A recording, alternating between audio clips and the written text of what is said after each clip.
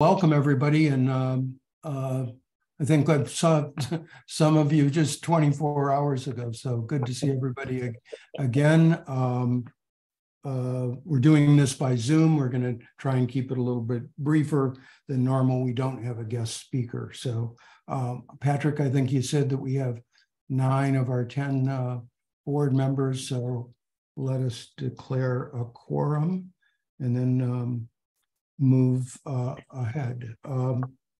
As far as the secretary's report, Judy, we have your minutes and those were circulated. Are there any comments or corrections to those? Hearing none, is there a motion to adopt? So moved. By Ken, and a second? Second. Oh, okay, by Bob. And I'm sorry, I was muted, but go ahead. Okay. All right. David, just to clarify, we're approving the minutes of March 1st. The agenda shows March 10th, but it's March 1st for clarification. Okay, so we'll make that one change. All in favor? The minutes are labeled correctly, so. Yeah. Right. Okay. I need to know, excuse me, I need to know who moved and who seconded, just because I have to write up the minute. I didn't catch. So that was Ken who made the motion, and Bob who seconded. I appreciate if you could do that each time this happens, David. Sure, gotcha. Can't always tell with the Zoom. Thank you. Okay. All in favor? Aye. I think anybody opposed, and we have unanimously to adopt those. Clark, moving on to you with the treasurer's report, please. Okay, our Suncoast balance as of yesterday was $11,537.91. Okay. One question: Did a check come from the city for a $250 food allowance by chance? Has that shown up? I don't know. When would it have been sent out? I'm not sure if it was sent, but I just was curious if it just we haven't received confirmation. I'll check on that then. It's only I'm not sure. I can check on it. Okay. All right. David, do we have to make the request for the reimbursement from the city for the base cost for the event, for the grant? The check for the event, the $2,000? For the grant, yeah. Yeah. I'll check that too. Yeah, between Jamie and I, we'll handle that. I'm not sure that's request now that the event has taken place. So yeah, leave that to Jamie and me, and loop Clark in on that. And are there other event-related expenses to come in so that the bank balance shown here would? I'm not aware of anything. Jamie may have some miscellaneous food items. Yeah, Jamie gave me a couple of receipts yesterday for several $100s. So that will be subtracted.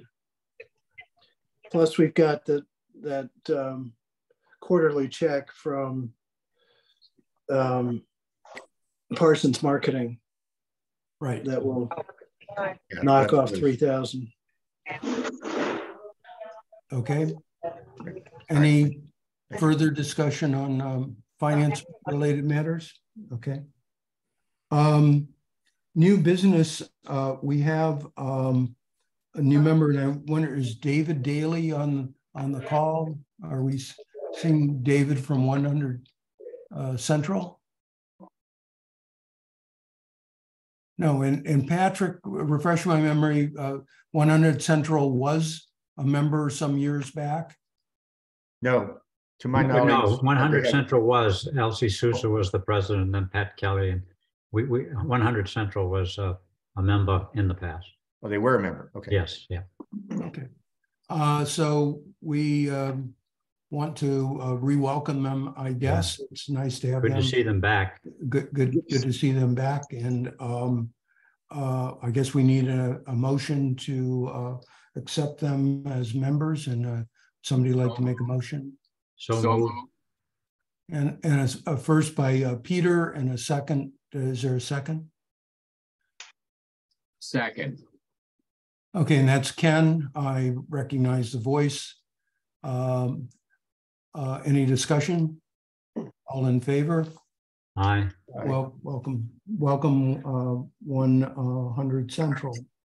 And then we also have Denise Kowal, if I'm pronouncing that correctly, with Burns Square Boutique Hotel, has applied as a silver member. And I'm not seeing her on the call, and I believe a silver wouldn't be speaking anyway. But do we have a motion to accept the Burns Square Boutique Hotel, which, by the way, I'm happy to have as a member because I don't even know where it is. Well, I was going to ask the same question. I live near Burns Square, and I have no idea where it is. Well, I know Denise, and I'm really pleased that she's joined as a silver associate member. She's a mover, and she's in chat. She puts on the 3D Art Festival that was down in Venice and now is moving again. And the boutique hotel itself is, I believe, I hope if Denise were here, she could correct me. I believe it's above the building in which the restaurant is, the pizza restaurant right there at the point. In that building, I think there's several rooms. I believe that's where it is. Okay. Probably the building adjustment.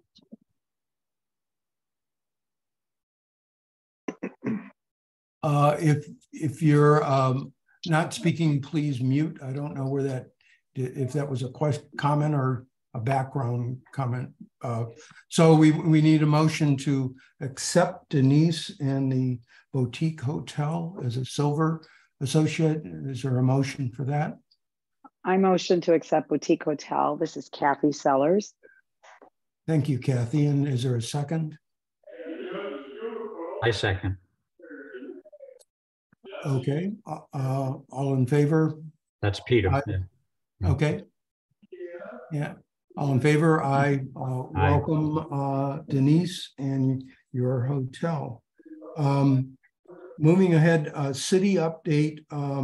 Kathy, what things have you got as far as an update? Actually, considering everything we went through yesterday, no, I don't. Okay. I did not get to the commission meeting yesterday, so if anybody has any input onto that, I do not. Okay. The one thing I would that did come up yesterday is the discussion about 1268 Palm, the new condo project right across from Palm Street Garage. It was a development review committee agenda item this morning. I attended, and there must have been 50 plus people. I would think the majority of them were from Bay Plaza and Marina Towers and the areas surrounding this proposed project. As we know, residents are not permitted to speak at this, and I sense some, this was the first time that a lot of these folks had been to a DRC meeting and were somewhat surprised with the way the DRC operates. What happened was they did not achieve partial sign off. A resubmittal is going to be required. And one of the key questions that was being asked by city staff was, what's the space between floors called? Interstitial. Interspatial? Interstitial.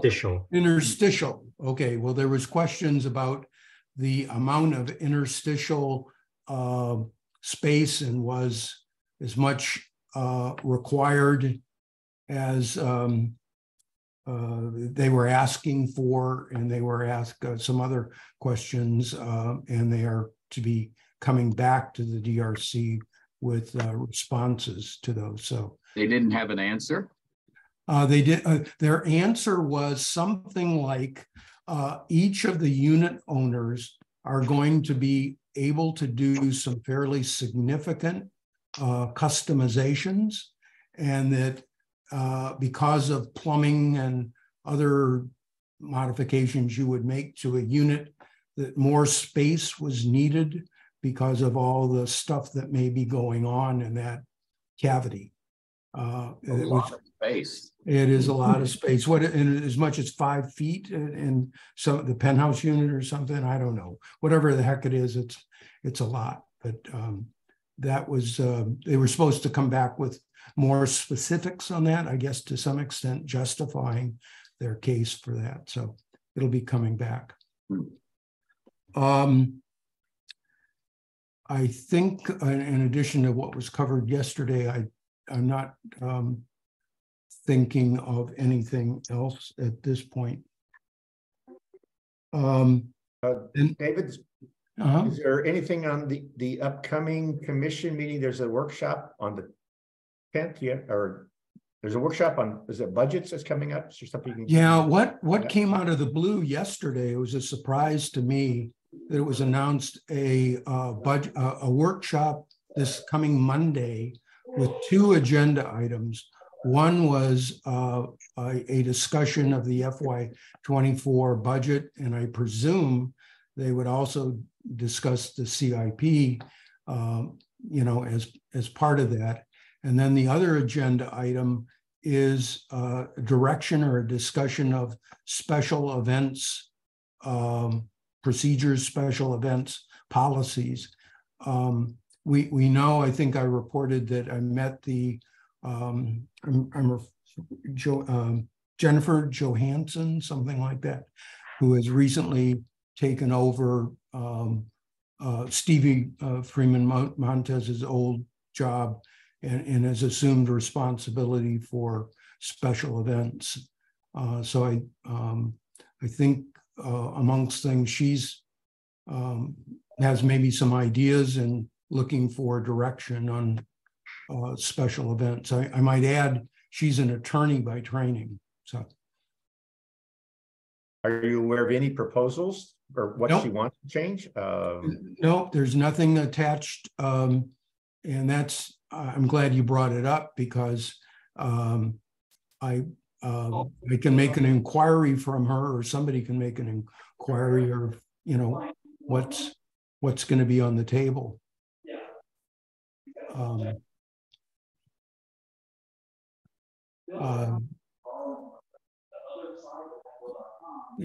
So with everybody's okay, I'll be in touch with her and see what I can find out is what may be proposed. One thing that Bob Fournier and I did casually talk about, and I believe Marlon was aware of this, is it appropriate in the special events request process that, say, a restaurant, i.e. somebody like El Melvin's or Art Ovation, who wants to do a special event, to part of the litmus test, if you will, for qualifying for that special events permit is kind of a good citizens proviso that they have not only conducted past special events in keeping with the agreement, but they've also been adhered to reasonable ordinances, i.e. noise ordinances, in the normal conduct of business. And I don't know if there's any feeling about that, but to link good citizenship to get a special events permit with general good citizenship behavior, if you will. Are we going back to the times when we wanted to do a special event on Main Street? We would have to go and get each merchant's or landlord's sign off on it saying we were, good people and we weren't taking business away from them by serving some food or something. Are we going back to those days? I have no idea. I wouldn't think so. Oh, but again, this came right out of the blue, and I learned about it for the first time yesterday or the day before. So I know there were times I went and had to meet with, walk up the street and get the signature of each store owner, each store manager that might be affected by what we were doing. This was more for DSA than DSCA. Right, I would think so. Okay, I think that's all I had and Kathy had under city update. Moving on to committee status reports, Ken, on arts and cultural. Okay, we haven't been able to arrange any additional tours of the Van Wezel because of the schedule of events that's going on right now at the Van Wezel, but when that eases up, we'll restart them. On Monday, I spent nearly the entire day sitting in the commission chambers listening to what goes on there, waiting for the agenda item on extending the date of the implementation agreement between the city and the Sarasota Performing Arts Center was due. It needed to be extended because there were so many provisions and so many requirements for things to be accomplished in the last year that they couldn't be accomplished. Now, I really was surprised at how little the individual commissioners knew about what was in that agreement with respect to what was to be done to create a partnership or an implementation agreement. Sorry. Anyway, making a motion at the city commission is very difficult. Clarity is missing almost entirely. But anyway, between 9 o'clock in the morning and about 3 o'clock in the afternoon, they finally made a decision and agreed to extend the required due date for the implementation agreement to November 30th, 2024. I hope I don't have to spend that much time in a city commission meeting again to get to my agenda item.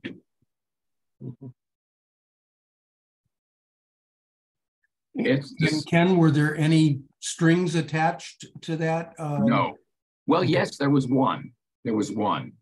And that is the provision that actually came from the city staff that the Van Wezel would not compete with the new Performing Arts Hall. And Jim Travers, who's chair of the foundation and also interim CEO, agreed to talk to the city staff about that issue and see if it could be modified in some way. Debbie Trice kept saying she thought we could afford 2 performing arts halls. But that was the only thing that Jim could agree to because there's no agreement. There was no draft agreement. And I don't think Jennifer Ahern Koch understood that because she kept saying, I don't like some provisions of this agreement. It just boggles your mind. Okay, anything else, Ken? That's it. You don't want to hear anymore. Okay, good. Jamie, is Jamie with us? Okay. Jamie probably's home in bed recuperating. God bless her. She is a real trooper as far as schlepping stuff around and stuff like that. So hats off to her, what she did for the March 16th workshop. Is there any further discussion of the March 16th workshop? Any feedback on that or anything else? Well, Jamie doesn't complain. That's the wonderful part. Okay. And then as far as yesterday's event, and I've Ken, thank you for your email, and Judy for yours.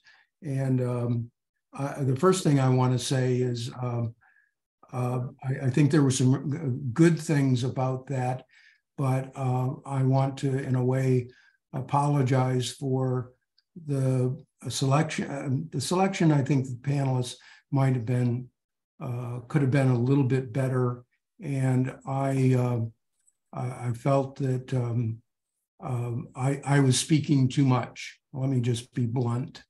Part of the reason I came to find is that some of the other panelists were not as knowledgeable as I thought, or somewhat possibly more reluctant to speak up. So I think one thing that could have been improved is the questions being batted around to more people. The other thing that I think Judy rightfully points out is we position this as a town hall, and maybe the expectations of some of the people in the meeting was more freewheeling and more questions from the floor, more time for questions from the floor. And that is, something we can think about. The one challenge was, I think we all know, the city, because we were getting the grant, wouldn't allow, for example, Steve Cover to be on the panel, or, those kinds of things. So we were trying to be creative and disseminate information and take questions, but with one hand kind of tied behind our back. So please, any other comments or impressions? I'll try and memorialize some of this in a memo or something for comment to circulate around while it's still fresh in our mind. So any other, and first of all, thanks Bob and Clark and the people who kind of pitched in to pull it off. So, well, David, I just from my perspective, I think some of the board members, especially myself, should have paid more attention to the opportunity to put questions in. You circulated a group of questions. They were very much oriented towards development and zoning and that kind of thing. And from my perspective, I should have realized, gee, we got a really great opportunity to have Dee Dee Jones talk to us, and I didn't get time, or I didn't take the effort to get more questions that would be directed towards her. She isn't going to be able to answer, a straight out zoning question. And also with the DID person, it wasn't that the panel wasn't good, it was that the questions weren't appropriate for the panel that we had in place. And I think the board, especially me, has to take some responsibility for not getting the right kind of question to the panel that we had identified. Okay. Next time you're going to have this sort of thing, I'd be glad to be involved if I'm around. I do know lots of tricks and techniques. In fact, I've spent many hours to get certified as a public participation practitioner. There's an International Association of Public Participation Practitioners, and I have been a member. Long time ago, my skills may be rusty, but there are different sort of approaches to trying to keep things high energy, do more exchange instead of talking heads, and you kind of facilitate so that people feel more engaged and involved. And yeah, you have to define in the first place what you want to accomplish and what information you want to get across. And this, but nevertheless, it was a good use of time. I want to make sure that I'm clear about that. I learned things I didn't know, even though I feel I'm pretty well informed. And I think most everybody who left there did certainly come with that impression. And the other things are in the email that I said to you, but I won't take up a lot of time now, but in the future, I'd be glad to be helpful, if it fits with everybody's schedule. Yeah. And the one other takeaway to me is, and where I will be self-critical of myself, is I have to do a better job of helping facilitate our committee structures. I think we, at times, I either am prone to Lone Ranger some stuff, or just do it because maybe at times some lack of support, for lack of a better word. And I'm not trying to be critical of anybody, but I believe that of late, we have had a different kind of engagement with some of our building members, whether it be Ritz Quay or Beso or some and now One Central, that we've got some real opportunities now to shore up our committee structures and make those more formal and more contributory, and me not try and do too much, which I would admit that I do at times. So that's going to be a key thing I'm going to try and hold myself to in the future. So any comments, Patrick? Yeah, David, again, I appreciate all that you and Judy had said. Judy's comments were very helpful. As we'll go through that. What I want to take a look at is going forward. So one, we'll have a survey that goes out with the information about the event yesterday, links to the videos, the slides, etc. And hopefully we'll have a short wrap-up survey of questionnaire about the event. And most importantly will be, what would you like to see in the future? And we're now actively in our 6 months out planning for fall events with the platinum sponsor events in terms of what type of topics to address there. But also it sounds like there's a really good, strong support for more interaction with city officials. That seems to be, the things that were teed up yesterday. And we have done that in the past, very specific workshops, whether it's, focused on homelessness or zoning issues or something. And we have done a broad panel. I think it was 2017 or 2018, the annual meeting where we had city staff there, the one we did at the embassy suites. So that type of thing, we could even do something this fall in the area or later summer. So I think that's the thing to look at, is where is a lot of the interest and focus, and what are the things coming up in the fall from a city agenda standpoint that we want to have some input on from a public workshop kind of thing. So I think what some of Judy's ideas are things we can do in a more focused events, both in the fall and again next year. So. Okay, listen, I'm picking up some background conversation. So if you're not speaking, would you please mute? I'm hearing some background noise. One thing I will, just to close off on this, I was looking out at the audience, and Steve Cover and Lucia in the back of the room, Dan Ornstein.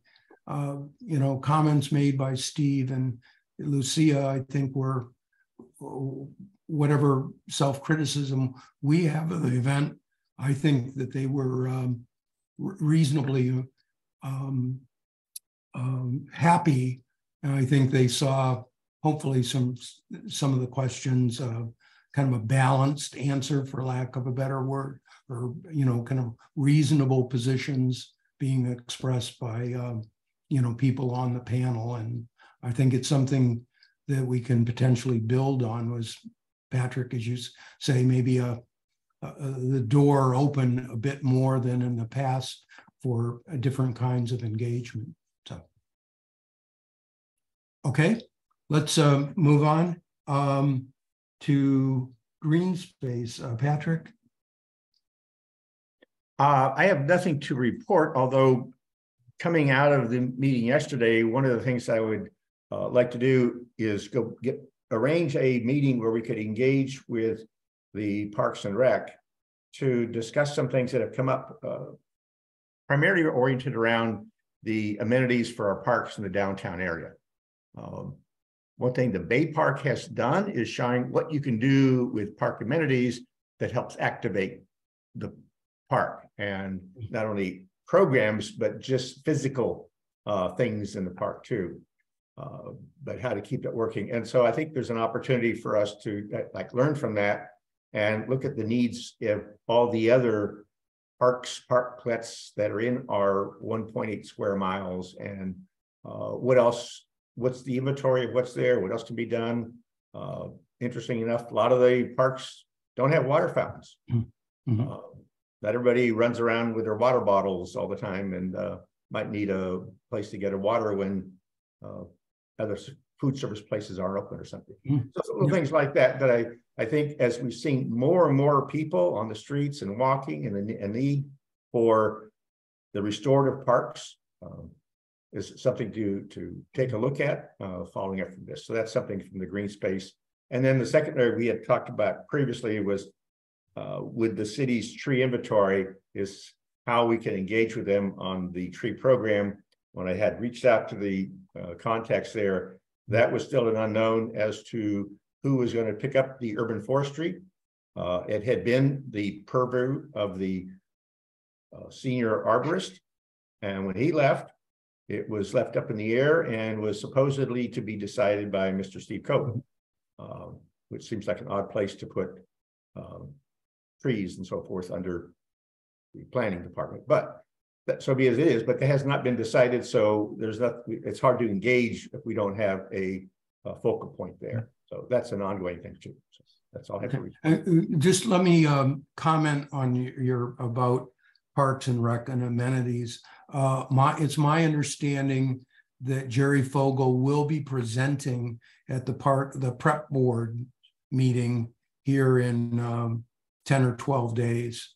And he will be presenting the Rosemary Park, and then 3 or 4 other parks for which there's a funding recommended. So I want you to know, Patrick, I heard your comments about such things as drinking fountains, and that input has been made, loud and clear. Now let's see. I think my crystal ball is saying that Jerry is going to the prep board for their comments on the design.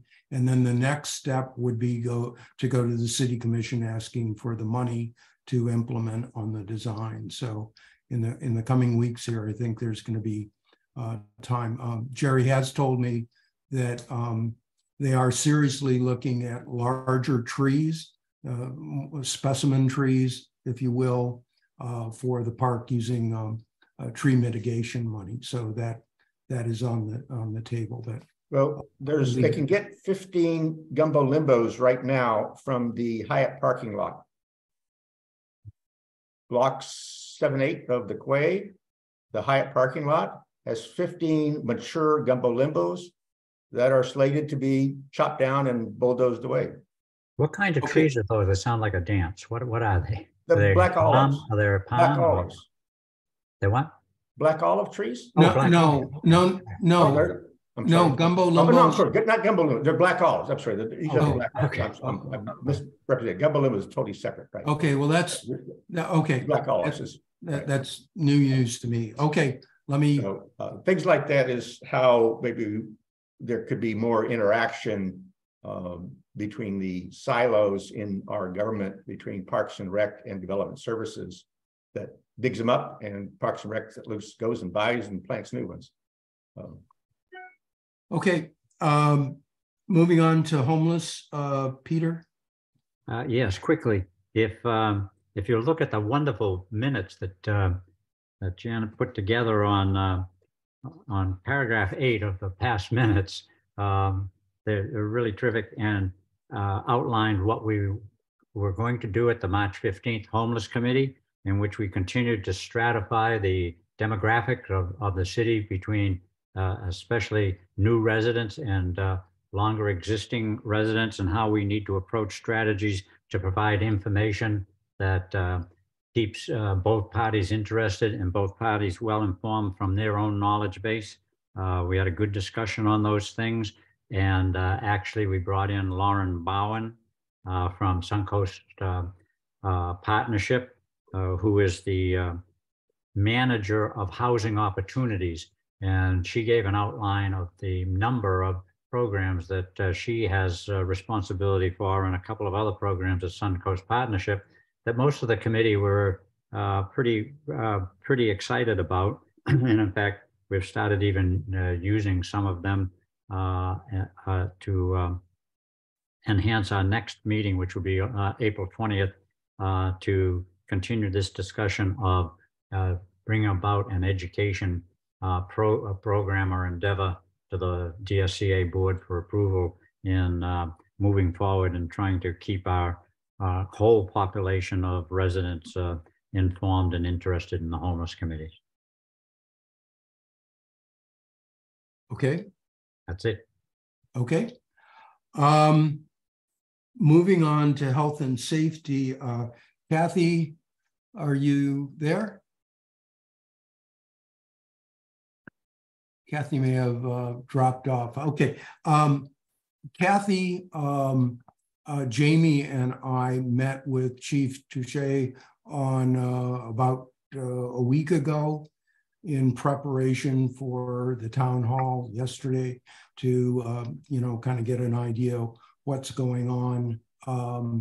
I reported yesterday on the additional officers in training or in the pipeline, so to speak, the foot patrol officers coming down the pike.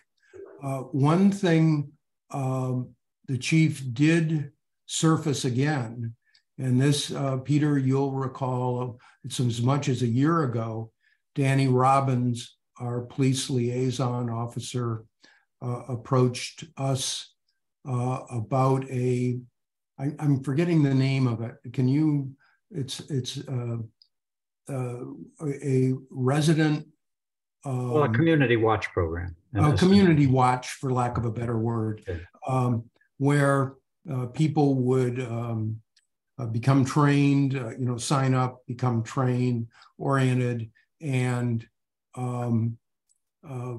at times, I'm going to say patrol. That's an unfortunate use of the word, but walk around neighborhoods and potentially used the app, WhatsApp, I think was what they were talking about, to report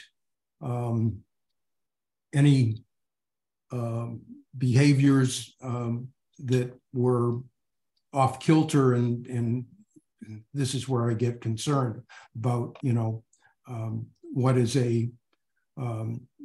felt uncomfortable versus what is potentially illegal.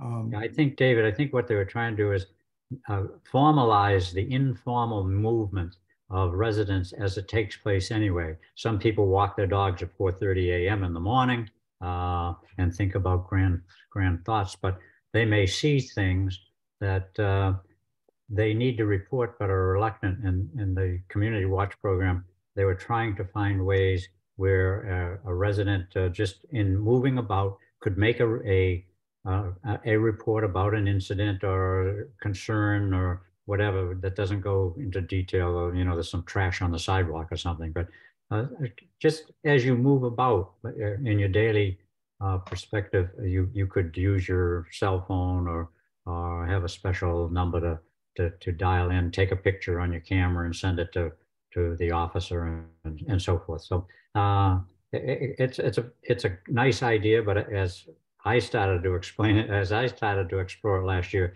it's far more complex and has many pitfalls than you might think by just saying, oh, somebody will go out, take a walk with their dog and they see somebody sleeping in an inappropriate place and take a picture of them and send it to City Hall or whatever. It gets pretty complicated. Yeah. Patrick, did you have your hand up? Yeah, I was saying the city has an app for that. It's called Click to Fix. Yeah. So why don't they just expand the app for multiple uses?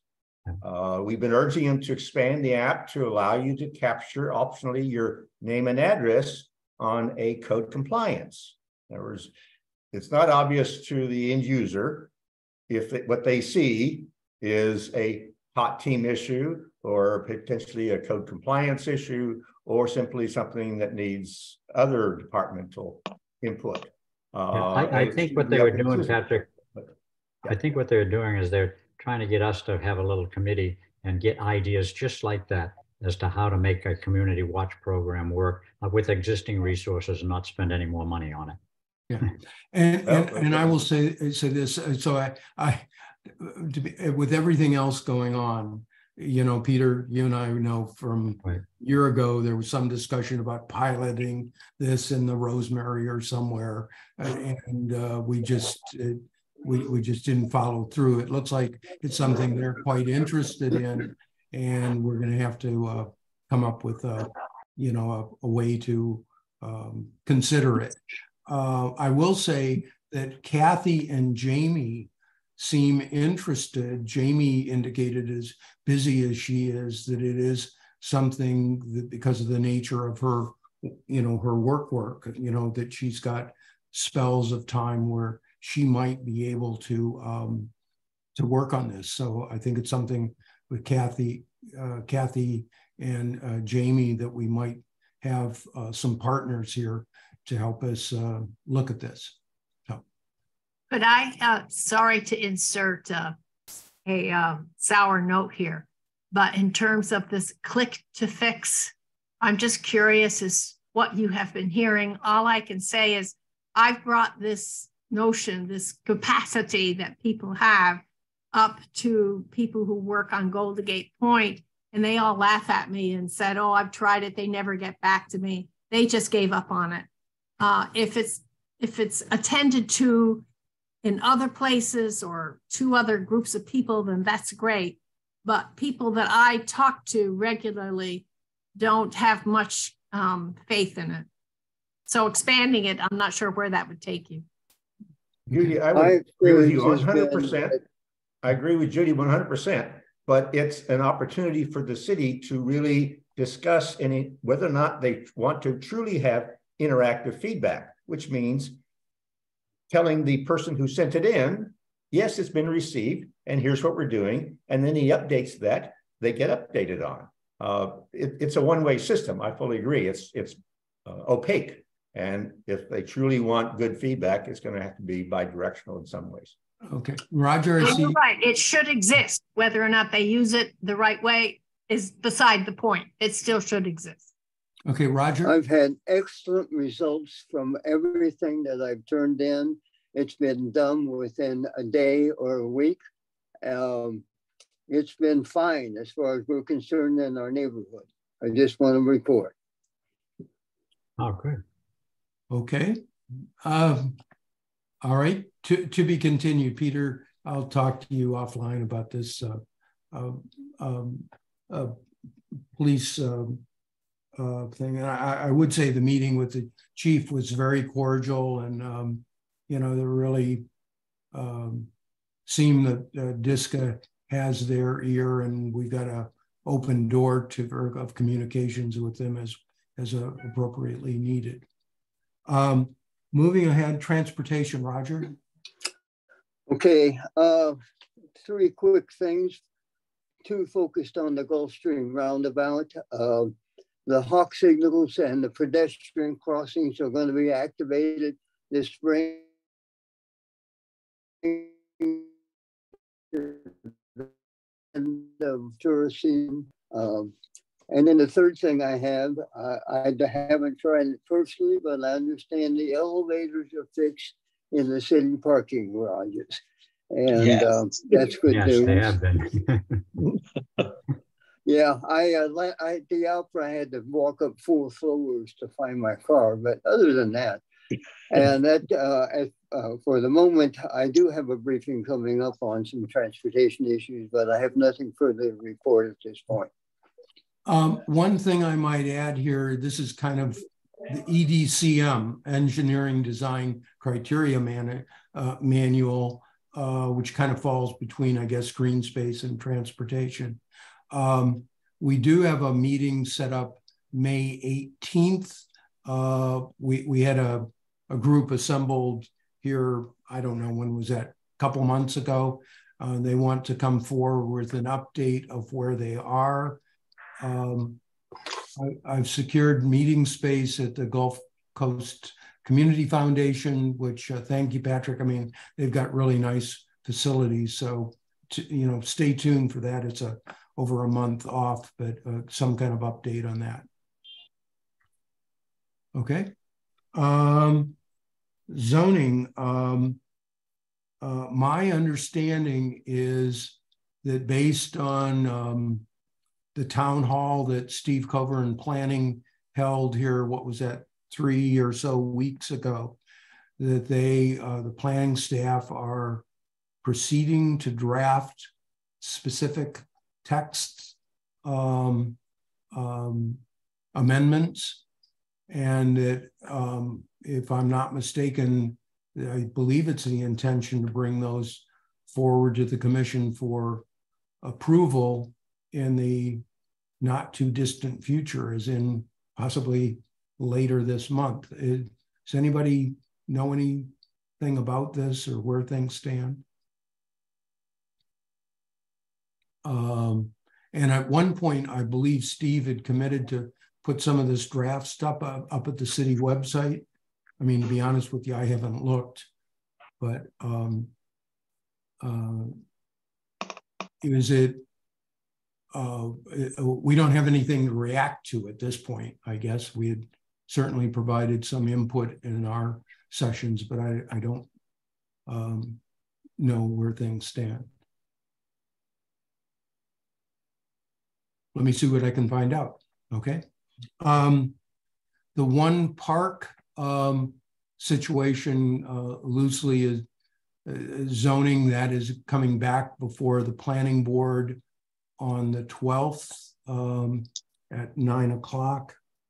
At this point, I think we have agreed as a board, is it not, that we have no DSCA position on that development? Is that correct? Anybody? That's correct from my point of view. Is it, Peter, what? That's correct from my point of view. I don't think we are in the position to take a position at this particular stage. Yes, okay. I agree. Okay, then so moved. We are, by consensus, we won't be taking a position as a board on this. I anticipate that to be a lengthy thing. I mean, Marlon half kidded about it at the commission meeting the other day, saying to bring energy bars or whatever and be prepared for a very long day. So, well, it'll be interesting to see what happens with respect to SB 102, because that goes into effect July 1st. All right. And that's going to have an effect on the zoning text amendment.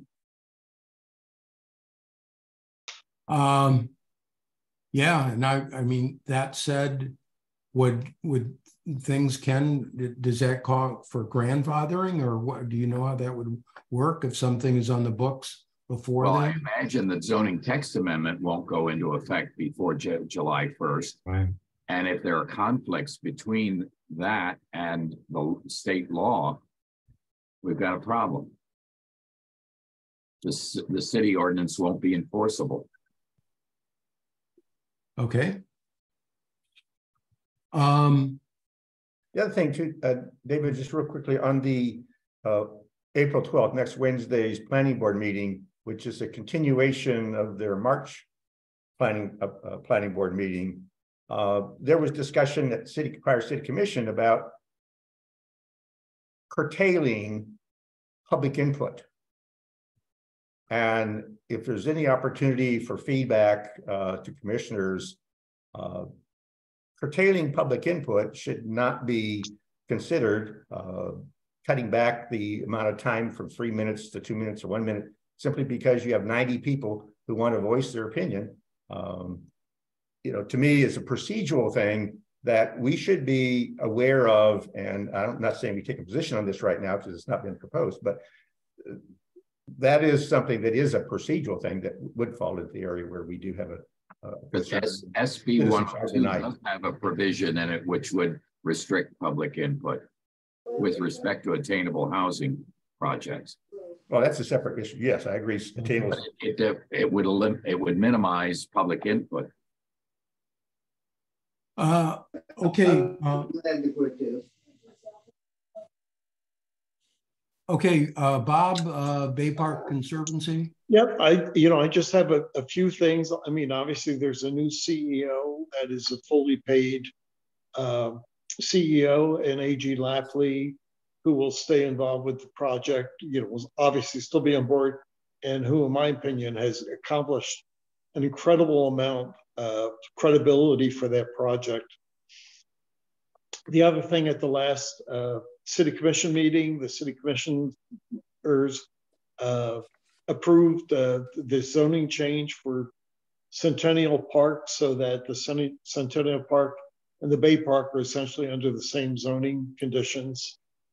And Liz Albert, I thought made a great point that in one of the conceptual drawings, there is a fairly large restaurant planned near 10th Street, and being at Broadway Promenade, which is near 10th Street, we're very interested in. But it's a fairly large project.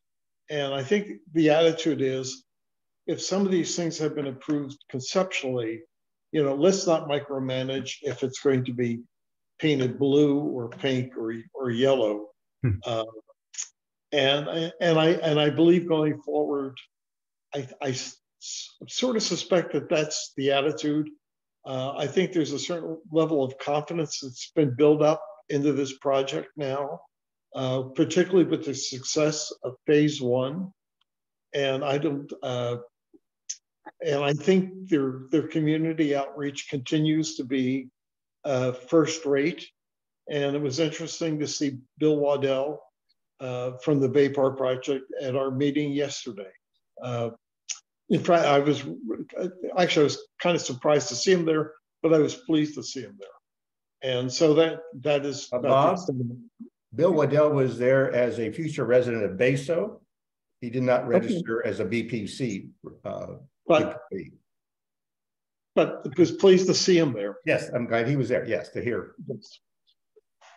Okay, that's what I have for that. Okay, all right. And then on the CCNA, Judy, thank you for your summary, which with your permission, I lifted 95% up and included it with the board packet. The one thing that was news to me at the CCNA meeting, and then talked a little bit about by Richard Harris yesterday, was this CCNA effort to engage with, I believe, developers, skimming down, where are we in about, up toward the top.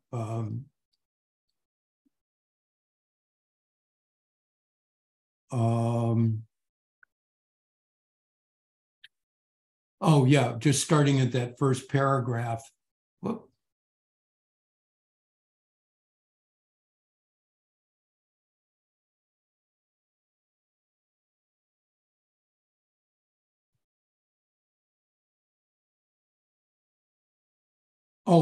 The second paragraph. Looking volunteers to serve in a new committee focusing on working with developers. And you will have heard Richard Harris's comments about that yesterday. And it was the first I heard about it this past Saturday. So I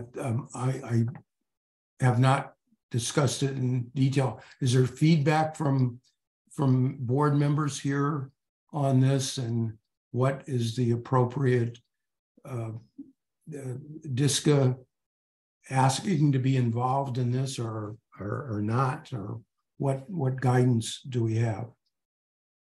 I don't understand where it would happen and what would be the issues discussed with the developers. Are we talking about zoning code? Are we talking about development projects, or what? My instinct, Ken, is it's on engagement points of the potential of CCNA lobbying for certain projects for which there to be a community meeting or whatever the right word is. Like Richard Harris was saying yesterday. I believe that's the case.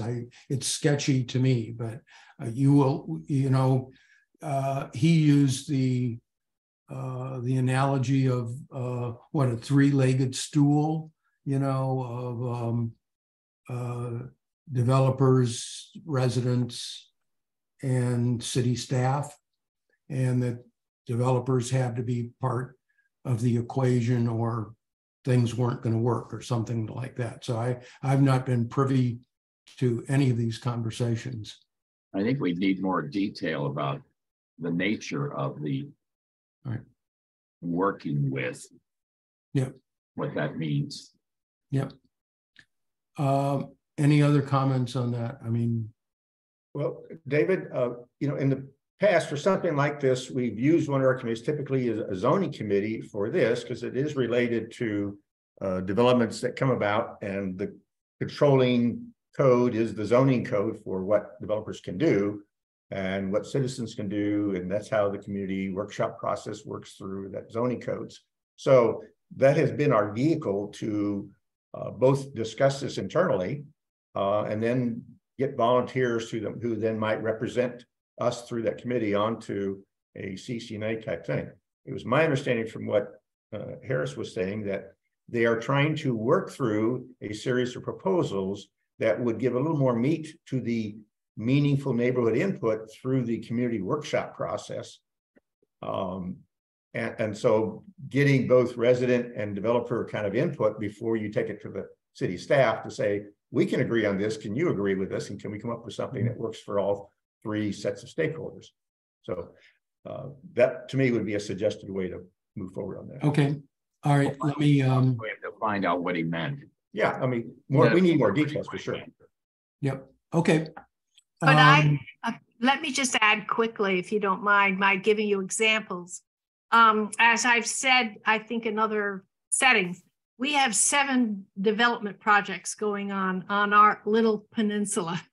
And what developers here have learned is if they come first to the residents, we gather up information and get permission from residents as a Golden Gate Point Association board to go to write on their behalf our support for things like zoning allowances that we approve of. For example, the city wants there to be concrete areas on which to put garbage pails on garbage pickup days.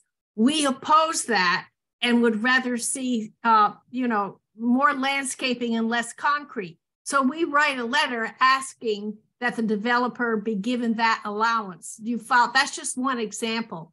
And so this has gone very successfully for all the developers. Then they can go to whatever their next step is in their process and know they've got the residents that live here behind them for anything that they're going to be requesting. It just, to me, that's sort of the best way to do it. And it works for the developers here. And we've got about 4 different ones that we are working with. And we have a liaison with each developer.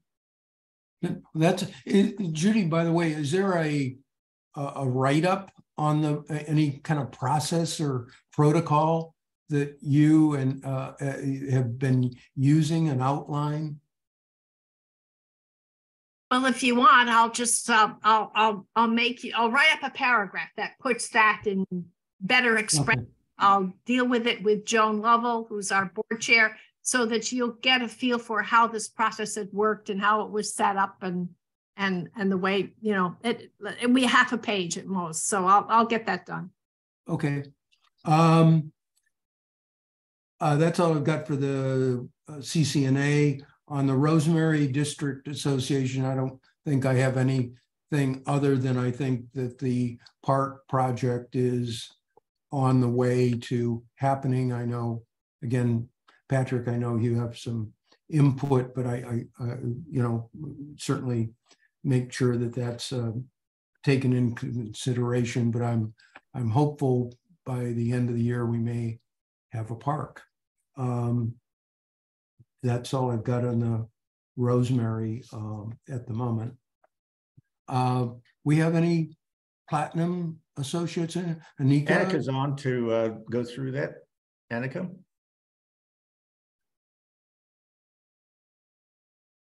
Annika, you're muted. Hey, there you are. sorry, I'm here. Hi there. Hey. Hi. We have any folks on the call today? There might, I think Dawn, is Dawn still on? I'm not seeing her. Me either. And then there's Fred should be on, and Steve and Michelle, but I don't think any of them are on right now. Okay. So. All right. I'm looking at the list. Any news from your company? From my company. Well, construction defects, not too much new. We have 2 new attorneys joining, so hopefully they'll be able to make it to the next meeting or one of the meetings coming up. Okay. Community member representatives. I see Jim Lamples on the call. Jim, do you have anything in addition? You're muted. You have anything in addition to, I think you made a couple comments yesterday. Hello, Jim. I guess he is not there. Still muted. Okay, anything else? Their next board meeting, May 3rd, and guest speakers are going to be from FDOT, and I'm working on arrangements for that. And then Ken, you, the fellow from the Jake Hardfixon's from WEDU. He's in programming, and he's accepted for June. June 7th, isn't it? I don't know. Yeah, I think it's. I think it's the 7th. Anything else? Anybody? We have stayed within 3 minutes of our target. So again, thanks for everybody being here, and enjoy the rest of the day. And also, we're ending a little bit early in recognition of this evening's start of Passover. So thanks, everybody. And Thank see you. you.